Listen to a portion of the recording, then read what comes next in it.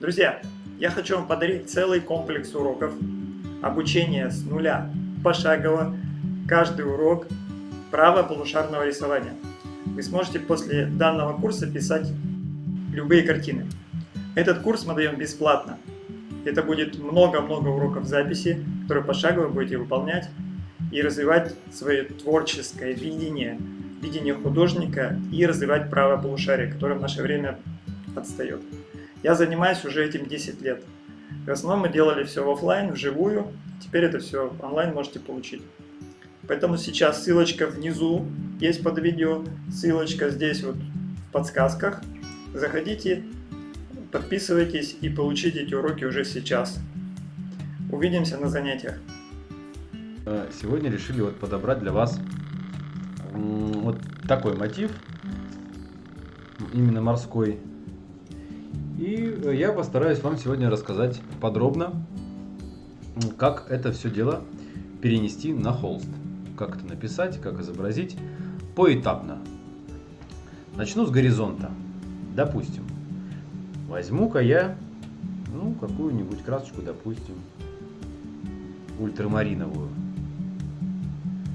Вполне себе можно позволить в этом случае наметить ультрамаринчиком таким.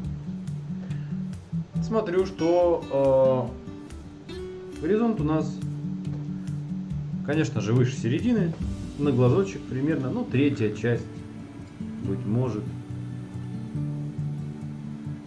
И намечаю горизонт.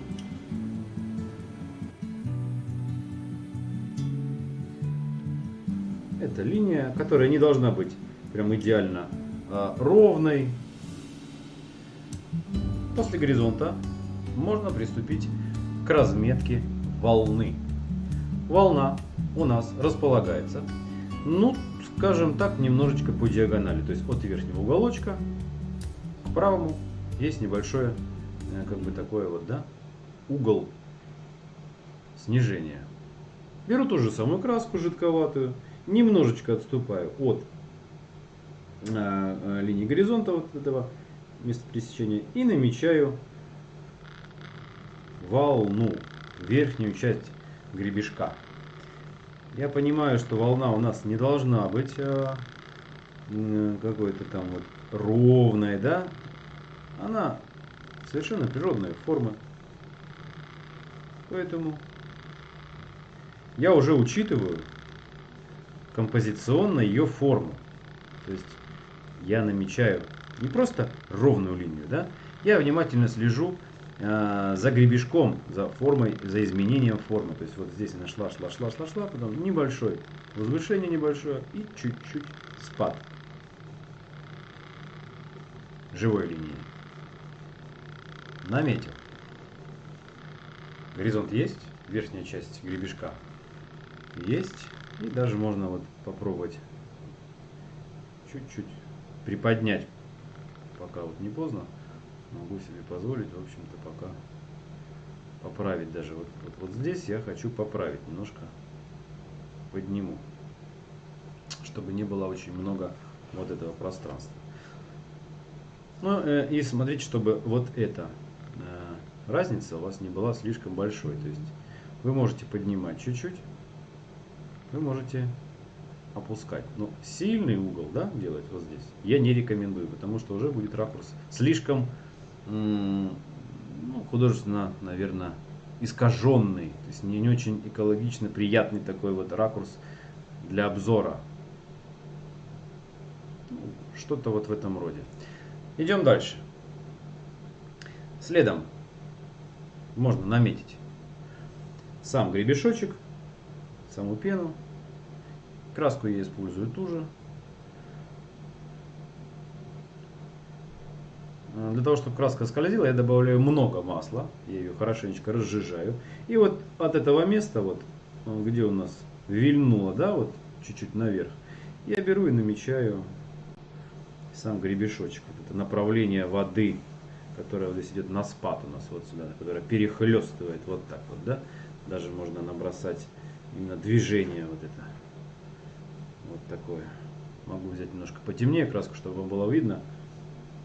Чуть-чуть посинее возьму красочка жиденькая, да, чтобы, если у вас краска будет густая, она не будет просто-напросто скользить по холсту. То есть вы ее разжижаете, в принципе, достаточно так сильно. И намечаем вот эту вот пеночку. Пеночка у нас вот здесь. Барахтается вот здесь, в движении, да, вот здесь.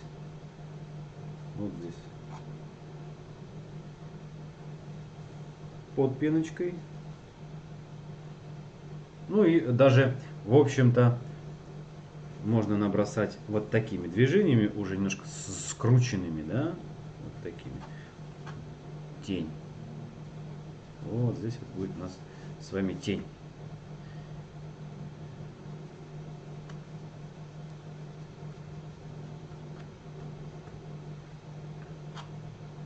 Ну, тень правее будет сходить как бы на нет. И начнем заполнять, как обычно мы с вами это делаем. Начнем наполнять холст цветом. Чтобы это все красиво легло на холст и все это отразить, нам нужно грамотно положить цвет на холст. Я беру самую большую кисть и оттолкнусь, в принципе, от той же голубоватой краски. Добавлю опять, чтобы чуть-чуть разжижить краску. Да, вот голубенький такой цвет я возьму. И буду считать пока это базовым таким цветом. Левая часть, левый угол у нас имеет голубоватый оттенок.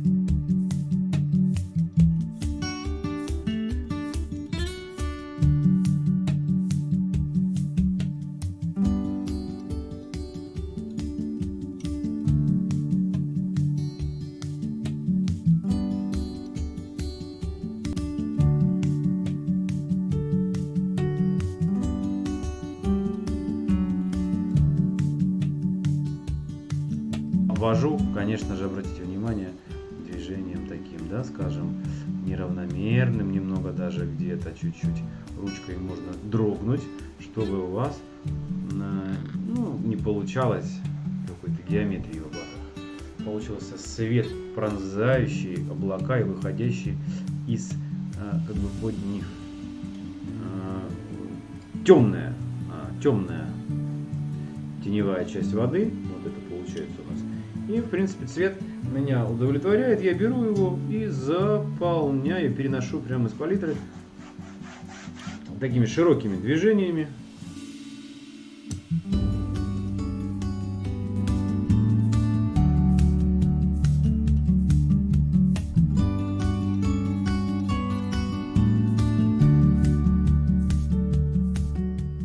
Открытой краской стараемся не работать. Почему? Ну, потому что не будет той игры цвета, той художественности. Беру бирюзовастость вот эту и наношу именно, обратите внимание, в направлении хода волны, формы волны, если хотите. Можно делать даже вот такие движения штриховательные, полукруглые, да, вот здесь. Обратите внимание, что я ее не замазываю, не заполняю прям вот всю, от А до Я, да. Я оставляю по верхушечке гребешочек, такой просветик, где-то блички можно оставить, да, какие-то полусухими такими местами. Красочки взял чуть-чуть, и с этой же красочкой можно работать дальше.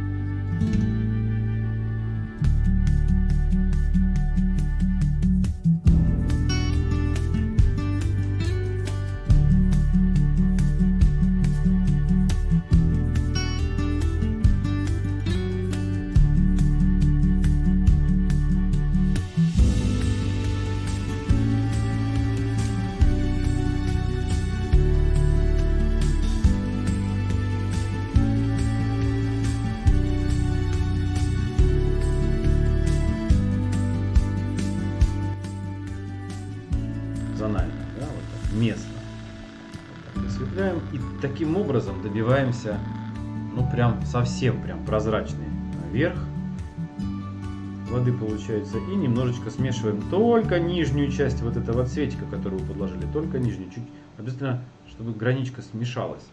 А верхушечка остается вот эта часть, прям светлая-светлая. Получается у вас градиент, переход от самого светлого к самому темному, к самому низу. Получается вот прям светлота такая. Спасибо, всего доброго.